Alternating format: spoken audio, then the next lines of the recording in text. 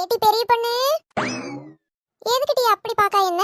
அது ஒண்ணும் இல்லதே, எப்பயும் ஒரே கலர் புடவையே தான் உடுத்திருப்பிய, இன்னைக்கு கொஞ்சம் வேற புடவை உடுத்திருக்கீங்களா, அதான் ஆச்சரியத்துல பாக்கேன். அதெல்லாம் ஒண்ணும் இல்லட்டி, நம்ம சப்ஸ்கிரைபர் சொந்தங்கள்லாம் டெய்லி என்ன ஒரே சேலையில பார்த்து போர் அடிச்சிடக்கூடாதுல்ல, அதனால அவியலுக்காக வேற சேலை உடுத்திருக்கேன். கிளவி நல்லா கிடைக்கிற கேப்ல ஸ்கோர் பண்ணுதம்மா. சரிட்டி, அதெல்லாம் இருக்கட்டும். வெளியே வேற மழை பெய்துட்டு இருக்கு பாத்தியா, நல்லா சூடா ஏதாவது சாப்பிடணும் போல் இருக்கு. சூடானா சுடு தண்ணி கேக்குறீங்களோ?